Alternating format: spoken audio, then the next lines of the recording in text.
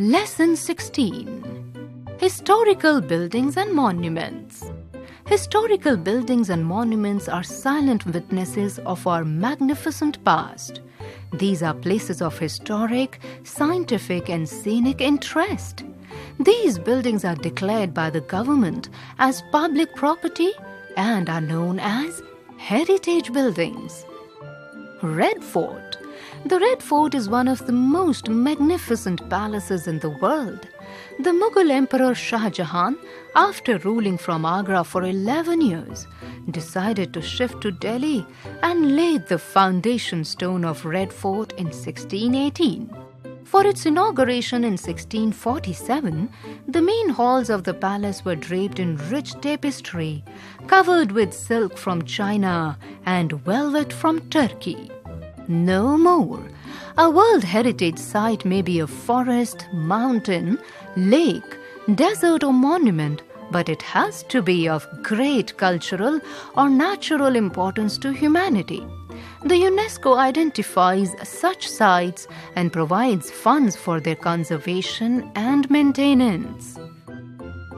Inside the Red Fort, there are many beautiful structures like the Diwan-e-Am, the Diwan-e-Khas, the Rang Mahal and the Moti Masjid. The fort has two halls.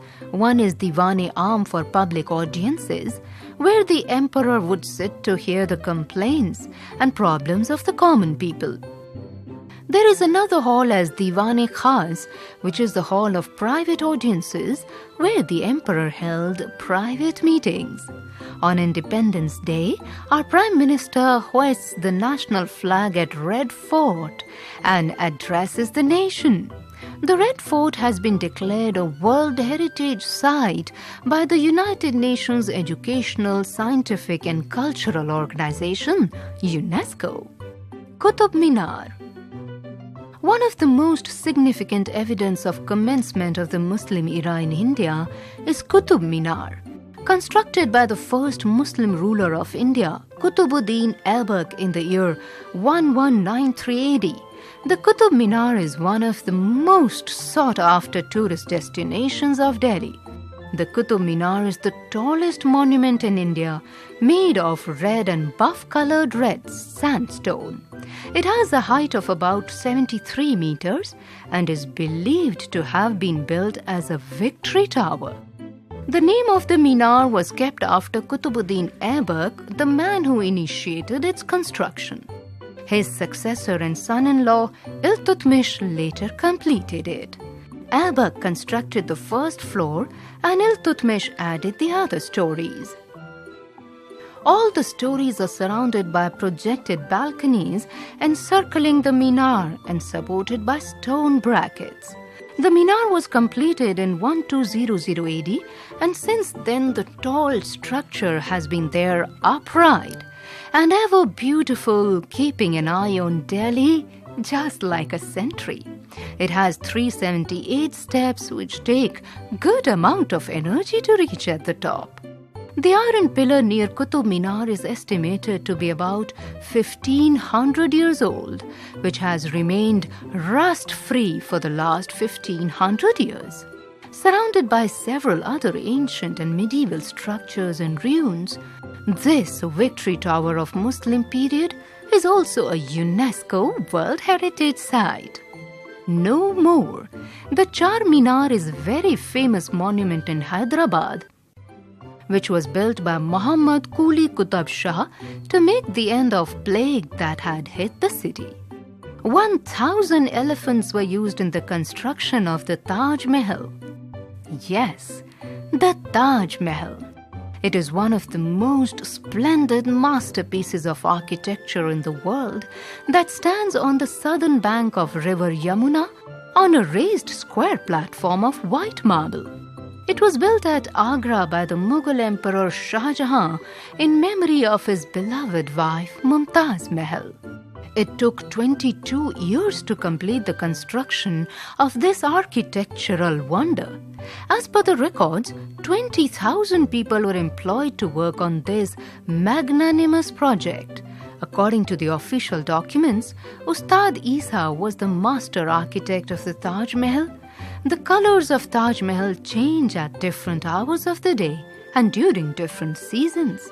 Like a jewel, the Taj sparkles in moonlight when the semi-precious stones inlaid into the white marble on main mausoleum catch the light of the moon. Hawa Mahal. Hawa Mahal is a beautiful palace, also known as the Palace of Winds, because the building has small balconies that maintain a constant flow of cool breeze. It was from these balconies that the women of royal house watched the processions and parades passing through the streets. Situated at Jaipur, this palace was built by Maharaja Savai Pratap Singh II. Meenakshi Temple. It is the most famous temple of Madurai, which has 2 shrines that are dedicated to Meenakshi, sister of Lord Vishnu and Lord Shiva. In the Meenakshi temple, there is a hall that has 1,000 pillars in it. Scenes from the lives of gods and goddesses are carved on these pillars. The brightly colored Gopuram or tower can be seen from a distance. Gateway of India. Gateway of India, the principal landmark of Mumbai, is a huge archway on the water's edge at Apollo Bundar. British architect George Whitted designed the gateway, which was built to commemorate the visit of King George V to India. The construction started on 31 March 1913 and the structure was formally opened in 1924. This 26 meters high structure has 4 turrets and intricate lattice work carved into the yellow basalt stone. Preservation of monuments. Historical monuments are special buildings. They are part of our heritage.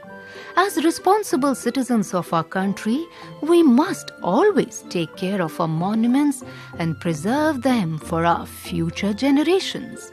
We can take care of our monuments in the following ways.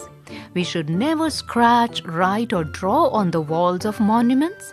We should not throw any garbage in and around a monument. We should discourage anybody who tries to disfigure them.